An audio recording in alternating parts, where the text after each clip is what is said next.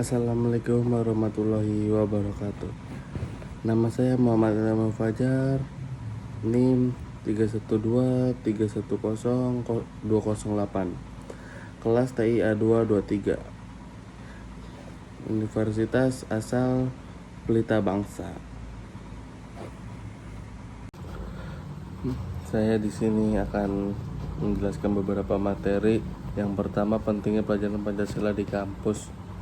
Tujuan pendidikan diartikan sebagai seperangkat tindakan intelektual pada tanggung jawab yang berorientasi pada kompetensi mahasiswa pada bidang profesi masing-masing. Kompetensi lulusan pendidikan Pancasila adalah seperangkat tindakan intelektual penuh tanggung jawab sebagai seorang warga negara dan dalam memecahkan berbagai masalah dalam hidup bermasyarakat, berbangsa dan negara dengan menerapkan pikiran yang berlandaskan nilai-nilai Pancasila. Yang kedua, ada sistem hukum positif di Indonesia dalam perundang-undangan pembelajaran Pancasila kampus. Ya teman-teman, dalam UU nomor 20 tahun 2003 tentang sistem nasional dan juga termuat dalam SK Dirjen Dikti nomor 43 Dikti Kep 2006 dijelaskan bahwa tujuan materi Pancasila dalam rambu-rambu pendidikan kepribadian mengarahkan kepada moral yang diharapkan terwujud dalam kehidupan sehari-hari, yaitu perilaku memancarkan iman dan takwa terhadap Tuhan Yang Maha Esa dalam masyarakat yang terdiri atas berbagai golongan agama, kebudayaan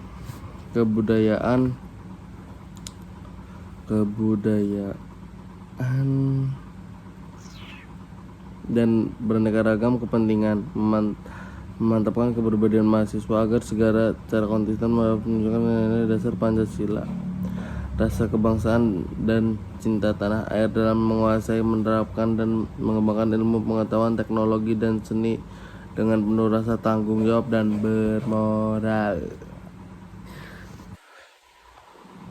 Yang keempat, menjelaskan Pancasila sebagai sistem filsafat meliputi. Profesor Dr. Kailan adalah seorang filsuf yang mungkin telah menyatakan bahwa makna sistem filsafat adalah usaha untuk memahami dunia dan kehidupan manusia secara menyeluruh melalui penyelidikan yang sistematis dan reflektif. Sistem filsafat mencoba untuk memberikan kerangka pemikiran yang koheren dan komprehensif tentang berbagai aspek kehidupan, termasuk melatih metafisika, hakikat eksistensi, epistemologi, sifat pengetahuan, etika, moralitas dan nilai, logika, struktur argumen, dan etika pemahaman yang mendalam tentang realitas dan makna eksistensi manusia serta menyediakan panduan untuk bertindak dan memahami dunia. Bagaimana sistem filsafat Pancasila bekerja dalam mengatur kehidupan berbangsa negara? Sistem filsafat Pancasila adalah kerangka konseptual yang mengatur kehidupan berbangsa dan bernegara di Indonesia.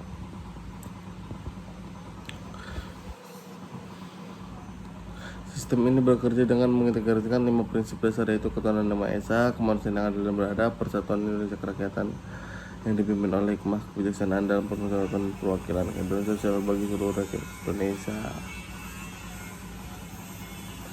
1.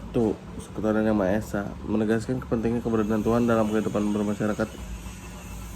Ini mempromosikan toleransi agama dan mengakui bahwa kehidupan berbangsa dan bernegara harus berdasarkan nilai-nilai religius yang universal.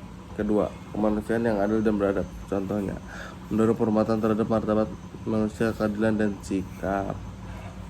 Ketiga, persatuan Indonesia. Contohnya, menekankan pentingnya persatuan dalam keragaman. 4. Kerakyatan yang dipimpin oleh hikmah kebijaksanaan dalam permusyawaratan perwakilan. Contohnya, menganjurkan sistem demokrasi yang berdasarkan musyawarah untuk mencapai mufakat. 5. Keadilan sosial bagi seluruh Indonesia. Contohnya, memastikan pendidikan dan sosial ekonomi yang merata. Dan bagaimana konsep aksiologi, epistemologis, ontologis dalam filsafat Pancasila. Pertama, aksiologi merujuk pada studi tentang nilai atau kebernilaian. 2. Epistemologi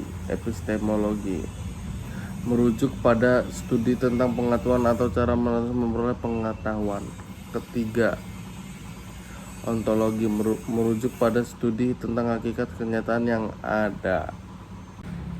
Yang keenam, jelaskan makna realisasi Pancasila. Realisasi Pancasila melibatkan upaya konkret untuk menerapkan prinsip-prinsip ini dalam kehidupan bermasyarakat, berbangsa, dan negara. Ini mencakup kebijakan publik, regulasi hukum, serta praktik dalam kehidupan sehari-hari yang mendukung dan memperkuat nilai-nilai Pancasila tersebut. Jelaskan makna desolen dalam realisasi Pancasila saat ini di masyarakat. Desain keberadaan. Desain merujuk pada eksistensi atau keberadaan manusia dalam dunia ini. Dalam konteks Pancasila, desain mengacu pada realitas kehidupan masyarakat Indonesia saat ini. Ini melibatkan pemahaman terhadap kondisi aktual masyarakat, baik secara sosial, politik, ekonomi, maupun budaya. Dalam realisasi Pancasila, penting untuk memahami keadaan sebenarnya di masyarakat ini mencakup pengakuan akan keberagamannya latar belakang budaya, agama, suku, dan kondisi ekonomi yang ada. Lalu ada desolen, harus. Desolen berkaitan dengan tuntunan moral atau normatif apa yang harus dilakukan atau dicapai. Dalam konteks Pancasila, desolen pada prinsip-prinsip moral dan ideal harus diwujudkan dalam kehidupan masyarakat. Implementasi desolen dalam realisasi Pancasila tersebut mendorong masyarakat untuk menjunjung tinggi nilai-nilai Pancasila seperti keadilan sosial, demokrasi, persatuan, kerakyatan, dan ketuhanan Yang Maha Esa. Jelaskan makna realisasi Pancasila secara subjektif dan objektif. Realisasi Pancasila adalah implementasi nilai-nilai Pancasila dalam kehidupan individu dan masyarakat Indonesia. Secara subjektif ini mengacu pada pemahaman dan penerapan nilai-nilai Pancasila oleh individu dalam interaksi sehari-hari, mencakup kesadaran akan persatuan, keadilan, demokrasi, kedaulatan rakyat, dan ketuhanan Yang Maha Esa. Jelaskan proses pembudayaan nilai-nilai Pancasila.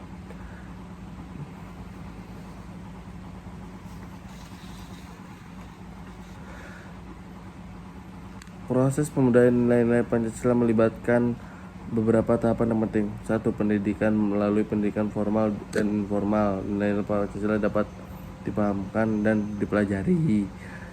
2. Media massa. Media massa digunakan sebagai sarana untuk menyebarkan nilai-nilai Pancasila kepada masyarakat yang luas. 3. Budaya dan seni. Pengembangan budaya dan seni yang mencerminkan nilai-nilai Pancasila membantu dalam internalisasi nilai-nilai tersebut. 4. Kegiatan keagamaan dan sosial. Melalui kegiatan ini, nilai-nilai Pancasila diterapkan dalam praktik nyata. 5. Pengawasan dan penegakan hukum. Pentingnya pengawasan dan penegakan hukum untuk memastikan konsistensinya dalam penerapan nilai-nilai Pancasila. Dengan langkah-langkah tersebut diharapkan nilai-nilai Pancasila dapat menjadi landasan kuat bagi kehidupan bermasyarakat, berbangsa, dan bernegara di Indonesia. Yang ke-8, sistem demokrasi di Indonesia. Konsep sistem demokrasi Indonesia. Pertama, sistem pemerintahan. Indonesia menganut sistem pemerintahan republik yang dipimpin oleh seorang presiden. Kedua, pemilihan umum. Pemilihan umum diadakan secara berkala untuk memilih wakil rakyat di DPR, Dewan Perwakilan Rakyat, DPD, Dewan Perwakilan Rakyat, Dewan Perwakilan Daerah, dan Presiden. Ketiga, pembagian kekuasaan di Indonesia dibagi antara 3 cabang pemerintah: eksekutif, presiden, legislatif, DPR dan DPD, dan yudikatif, Mahkamah Konstitusi, Mahkamah Agung, dan lembaga-lembaga peradilan lainnya. Keempat, pelindungan hak asasi. Konstitusi Indonesia menjamin hak asasi manusia termasuk kebebasan berpendapat, kebebasan beragama, dan hak untuk berkumpul secara damai. Otonomi daerah. Indonesia memiliki sistem otonomi daerah yang memberikan kewenangan kepada pemerintah daerah untuk mengatur dan mengelola urusan dalam lingkup wilayahnya sendiri. 6. Partai politik memainkan peran penting dalam proses politik di Indonesia. 7. Ketertiban masyarakat sipil. Selain partai politik, masyarakat sipil juga berperan penting dalam proses demokrasi di Indonesia. 8. Siklus penegakan hukum. Di bawah sistem demokrasi, penegakan hukum harus dilakukan secara adil dan transparan. Yang konsep sistem parlementer di Indonesia dari tingkat nasional hingga lokal. Tingkat nasional Indonesia memiliki sistem parlementer dengan sebagai negara dan kepala pemerintah, Dewan Presiden, sedangkan parlemen yang terdiri Dewan Perwakilan Rakyat DPR dan Dewan Perwakilan DPD. 2. Tingkat provinsi. Di tingkat provinsi, sistem parlementer biasanya tidak diterapkan secara eksplisit seperti di tingkat nasional. Namun ada beberapa negara yang mungkin memiliki lembaga legislatif bentuk dewan atau majelis yang memiliki peran dalam membuat undang-undang dan mengawasi pemerintahan di tingkat provinsi. Tingkat kabupaten atau kota. Di tingkat kabupaten atau kota, Indonesia memiliki pemerintahan daerah yang terdiri dari DPRD, Dewan Perwakilan Rakyat Daerah, yang memiliki peran serupa DPR di tingkat nasional.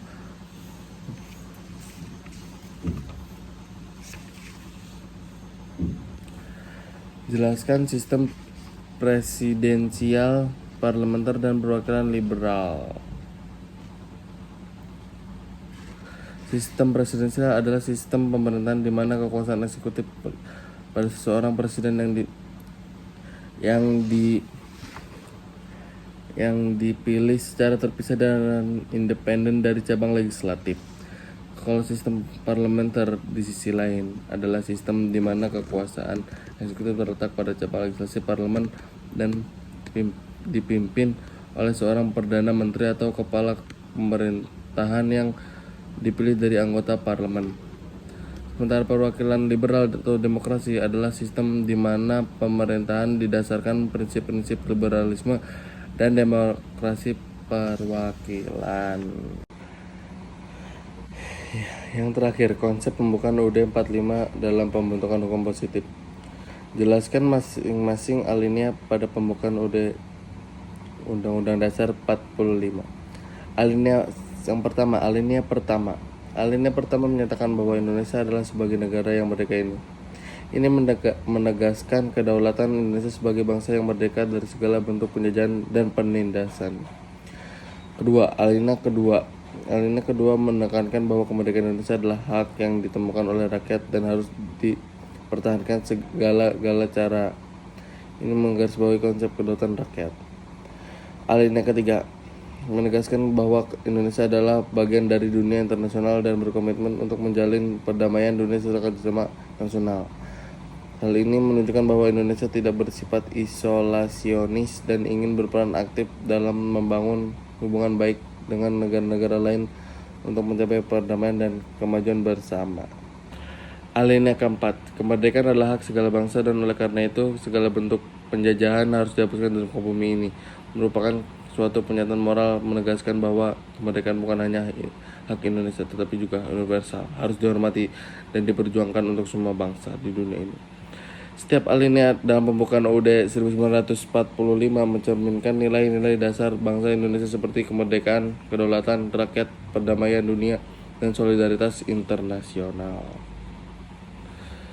Jelaskan nilai hukum terkandung pada pembukaan UUD, hubungan pokok pikiran pembukaan 45, konsep kekuasaan.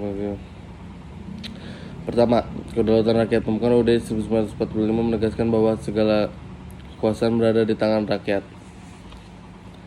Kedua, kemanusiaan yang adil dan beradab.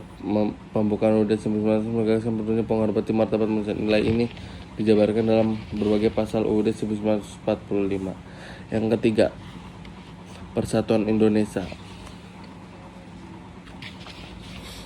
Pembukaan UUD 1945 menegaskan pentingnya persatuan dan kesatuan bangsa Indonesia. Yang keempat, keadilan sosial bagi seluruh rakyat Indonesia. Pembukaan UUD 1945 menekankan perlunya adanya keadilan sosial bagi seluruh rakyat Indonesia. 5. Ketertiban dan kedamaian yang tetap dan abadi. Pembukaan UUD 1945 menegaskan kepentingan menjaga ketertiban dan kedamaian yang tetap dan abadi. Pemerintahan yang baik dan bersih. Pembukaan UUD 1945 menegaskan perlunya penyelenggaraan pemerintah yang baik dan bersih. Dan yang ketujuh, kehidupan demokratis. Pembukaan UUD 1945 menegaskan perlunya kehidupan demokratis. Ke-8, perlindungan terhadap hak asasi manusia. Pembukaan Undang-Undang Dasar 1945 menegaskan perlunya perlindungan terhadap hak asasi manusia.